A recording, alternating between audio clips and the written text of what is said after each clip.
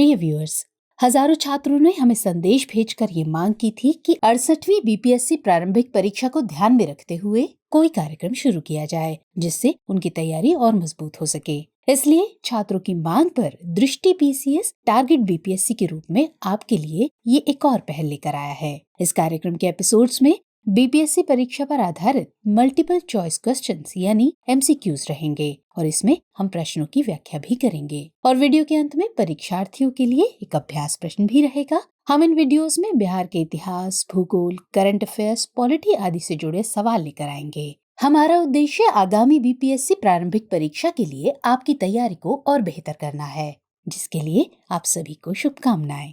तो आज का हमारा ये सेशन इतिहास पर आधारित है। तो चलिए शुरुआत कर लेते हैं आज के सेशन की। हमारा पहला सवाल है, बिहार में किसके नेतृत्व में सर्वदलीय सम्मेलन आयोजित हुआ था जिसमें साइमन कमीशन के बहिष्कार का निर्णय लिया गया था? तो आपके ऑप्शंस हैं ए महाराजा डुमराव, बी सर अली इमाम, सी सच्चिदानंद सिन्हा, डी अनुग्रह नारायण सिंह या फिर ई उपर्युक्त में से कोई नहीं या उपर्युक्त में से एक से अधिक। तो इस सवाल का सही जवाब है ऑप्शन बी सर अली इमाम।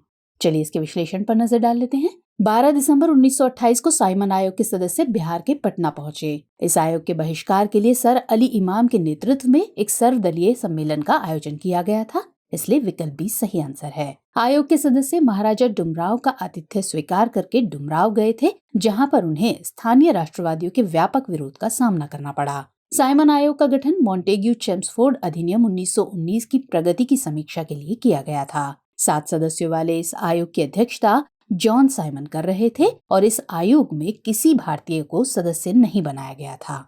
चलिए अब दूसरा सवाल देख लेते हैं। लाहौर षड्यंत्र के सरकारी गवाह फणींद्र घोष की हत्या किसने की थी? ए बैकुंठ शुक्ल, बी योगेंद्र शुक्ल, सी सचिंद्रनाथ सान्याल, डी प्रफुल्ल चाकी या फिर ई उपर्युक्त में से कोई नहीं या उपर्युक्त में से एक से अधिक। तो इस सवाल का सही जवाब है बैकुंठ शुक्ल, जो कि ऑप्शन ए में दिया गया है। दरअसल लाहौर षड्यंत्र के सरकारी गवाह फणींद्र घोष की हत्या बैकुंठ शुक्ल ने बेतिया में की थी, इसलिए विकल्प सही है। बैकुंठ शुक्ल को गिरफ्तार करके मोतिहारी जेल में रखा गया था और 14 अप्रैल 1934 को उन्हें फांसी दे दी गई। सचिंद्रनाथ सान्याल ने राष्ट्रवादी और क्रांतिकारी विचारों के प्रसार के मकसद से वर्ष 1913 में पटना की अनुशीलन समिति की शाखा स्थापित की थी, जबकि प्रफुल्ल चाकी क्रांतिकारियों की युगांतर पार्टी से संबंधित थे। इन्होंने मुजफ्फरपुर के सेशन जज किंग्सफोर्ड को मारने का असफल प्रयास किया था। चलिए अब बढ़ते हैं अगले सवाल की तरफ। पटना में आयोजित प्रथम बिहारी छात्र सम्मेलन का सभापति किसे बनाया गया था? ए बैरिस्टर शरफुद्दीन, बी अली इमाम, सी सच्चिदानंद सिन्हा, डी महेश नारायण या फिर ई उपर्युक्त में से कोई नहीं या उपर्युक्त में से एक से अधिक। तो इस सवाल का सही आंसर है option A barrister Sharafuddin. Doctor Rajendra Prasad के प्रयास से प्रथम बिहारी छात्र सम्मेलन का आयोजन बिहार के पटना में किया गया था। इसका प्रथम सभापति बैरिस्टर शरफुद्दीन को बनाया गया, इसलिए विकल्प सही आंसर है। बिहारी छात्र सम्मेलन की स्थापना 1906 में हुई थी। श्री कृष्ण सिन्हा और अनुग्रह नारायण सिन्हा ने इसी संगठन के माध्यम से अपने सार्वजनिक जीवन की शुरुआत की थी। बिहार छात्र सम्मेलन का 16वां सत्र 1921 में हजारीबाग में आयोजित किया गया था और 1908 में बिहार प्रादेशिक सम्मेलन की अध्यक्षता अली इमाम द्वारा की गई थी। चलिए नेक्स्ट क्वेश्चन। सैयद अहमद बरेलवी ने पटना में वहाबी आंदोलन की कमान किसे सौंपी थी? ए मौलवी विलायत अली, बी इनायत अली, सी शाह मोहम्मद हुसैन, डी फरहात हुसैन या फिर ई उपर्युक्त में से कोई नहीं या उपर्युक्त में से एक से अधिक। तो सवाल का सही जवाब है ऑप्शन सी शाह मोहम्मद हुसैन। दरअसल भारत में वहाबी आंदोलन के संस्थापक उत्तर प्रदेश के रायबरेली निवासी सैयद अहमद बरेलवी थे। उन्होंने पटना में शाह मोहम्मद हुसैन को अपना प्रतिनिधि नियुक्त किया था, इसलिए विकल्प सी सही आंसर है। सैयद अहमद 1881 में पटना आए थे, जहां पर वहाबी आंदोलन के बेहतर संचालन के लिए 4 खलीफा मौलवी विलायत अली, इनायत अली, शाह मोहम्मद हुसैन और फरहात हुसैन को नियुक्त किया था। चलिए बढ़ते हैं अगले सवाल की तरफ। बिहार का सूबेदार नियुक्त होने वाला मुगल राजकुमार कौन था? ए राजकुमार परवेज, बी शहजादा खुर्रम, सी राजकुमार अजीम, डी खाने दुर्रान या फिर ई उपर्युक्त में से कोई नहीं या उपर्युक्त में से एक से अधिक। तो इसका सही आंसर है ऑप्शन ई।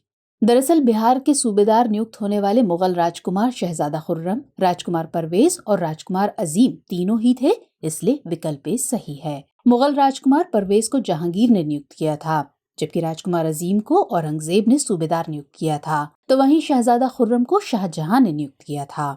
आपको बता दें कि वर्ष 1580 में अकबर ने बिहार को मुगल साम्राज्य का सूबा घोषित किया था। चलिए अगला सवाल देख लेते हैं। मिथिला के विदेह राज्य का उल्लेख किस वेद में मिलता है? ए यजुर्वेद, बी सामवेद, सी ऋग्वेद, डी अथर्ववेद या फिर ई उपरोक्त में से कोई नहीं या उपरोक्त में से एक से अधिक। तो सवाल का सही जवाब है यजुर्वेद, जो कि ऑप्शन ए में दिया गया है। यजुर्वेद में सबसे पहले विदेह राज्य का उल्लेख मिलता है, इसलिए विकल्प ए सही है। इस वंश का प्रारंभ इक्ष्वाकु के पुत्र निमि विदेह से माना जाता है, जो सूर्यवंशी थे। इसी वंश के दूसरे राजा मिथिजनक विदेह ने मिथिला की स्थापना की थी और उसके पश्चात यहाँ के सभी राजाओं के नाम के साथ जनक शब्द जुड़ने लगा था।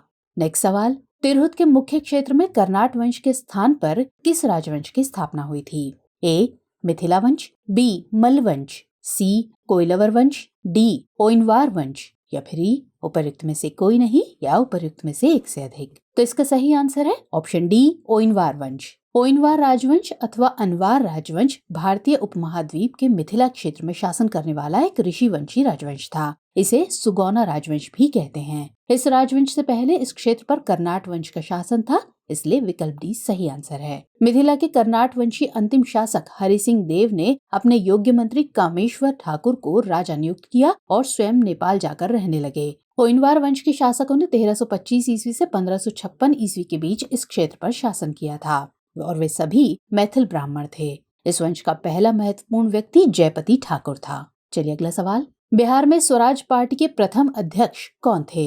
ए राजेंद्र प्रसाद, बी श्री नारायण प्रसाद, सी ब्रजकिशोर प्रसाद, डी धरणीधर प्रसाद या फिर उपरोक्त में से कोई नहीं या उपरोक्त में से एक से अधिक। तो सही जवाब है ऑप्शन बी श्री नारायण प्रसाद। बिहार में स्वराज पार्टी के प्रथम अध्यक्ष श्री नारायण प्रसाद थे, इसलिए विकल्प बी सही उत्तर है। महात्मा गांधी की नीतियों से असंतुष्ट होकर देशबंधु चित्तरंजन दास और पंडित मोतीलाल नेहरू ने स्वराज्य दल का गठन इलाहाबाद में वर्ष 1923 में किया था। स्वराज्य पार्टी के अध्यक्ष चित्तरंजन दास और महासचिव मोतीलाल नेहरू थे। केंद्रीय विधानमंडल में स्वराजवादियों के नेता मोतीलाल नेहरू थे। बंगाल विधानमंडल में इस दल के नेता चित्तरंजन दास थे। चलिए अगले सवाल की तरफ बढ़ते हैं। मुस्लिम लीग द्वारा प्रत्यक्ष कार्रवाई दिवस की घोषणा के बाद बिहार में पूर्ण हड़ताल किस तारीख को हुई थी? ए 14 अगस्त 1946, बी 16 अगस्त 1946, सी 20 अगस्त 1946, डी 26 अगस्त 1946 या फिर उपरोक्त में से कोई नहीं या उपरोक्त में से एक से अधिक। तो इस क्वेश्चन का सही आंसर है ऑप्शन बी 16 अगस्त 1946। मुस्लिम लीग ने कैबिनेट मिशन योजना को ठुकराने के बाद पाकिस्तान की मांग को मजबूती देने के लिए 16 अगस्त 1946 को सीधी कार्रवाई दिवस मनाया था। इसी दिन बिहार में पूर्ण हड़ताल की घोषणा की गई, इसलिए विकल्प बी सही उत्तर है। प्रत्यक्ष कार्रवाई दिवस के तहत व्यापक पैमाने पर नरसंहार हुए थे। महात्मा गांधी स्वयं नोआखली में नरसंहार पीड़ितों को सहायता देने गए, जिसके लिए लॉर्ड माउंटबेटन ने गांधी जी को वन मैन बाउंड्री फोर्स की संज्ञा दी थी। चलिए बढ़ते हैं आज के 10वें और अंतिम प्रश्न की ओर, जो है मुजफ्फरपुर जिला होम रूल लीग की स्थापना किसने की थी? ऑप्शन है ए जनकधारी प्रसाद, बी गया प्रसाद, सी ब्रजकिशोर प्रसाद, डी रामनारायण प्रसाद या फिर उपरोक्त में से कोई नहीं या उपरोक्त में से एक से अधिक। तो सही जवाब है ऑप्शन ए जनकधारी प्रसाद। मुजफ्फरपुर जिला होम रूल लीग की स्थापना जनकधारी प्रसाद ने की थी, मगर बिहार में होम रूल लीग के पहले अध्यक्ष मौलाना मजहरुल हक थे, इसलिए विकल्प सही है। होम रूल लीग आंदोलन का उद्देश्य ब्रिटिश साम्राज्य के अधीन रहते हुए संवैधानिक तरीके से स्वशासन को प्राप्त करना था। लीग के प्रमुख नेता बाल गंगाधर तिलक एवं श्रीमती एनी बेसेंट थी। स्वराज्य प्राप्ति के लिए तिलक ने 28 अप्रैल 1916 को बेलगांव में होम रूल लीग की स्थापना की थी। इनके द्वारा स्थापित लीग का प्रभाव कर्नाटक, महाराष्ट्र, बम्बई को छोड़कर मध्य प्रांत एवं बरार तक फैला हुआ था। चलिए अब नोट कर लेते हैं आज का अभ्यास प्रश्न। बिहार में नमक सत्याग्रह की रूपरेखा किनके द्वारा तैयार की गई थी? आपके ऑप्शंस है ए राजेंद्र प्रसाद, बी विपिन बिहारी वर्मा, सी गिरीश तिवारी, डी भारत मिश्र या फिर उपरोक्त में से कोई नहीं या उपरोक्त में से एक से अधिक। तो सवाल का जवाब कमेंट सेक्शन में जरूर दीजिएगा और बताइए कि आपको हमारी ये पहल कैसी लगी। मिलेंगे अगले एपिसोड में, तब तक के लिए जय हिंद।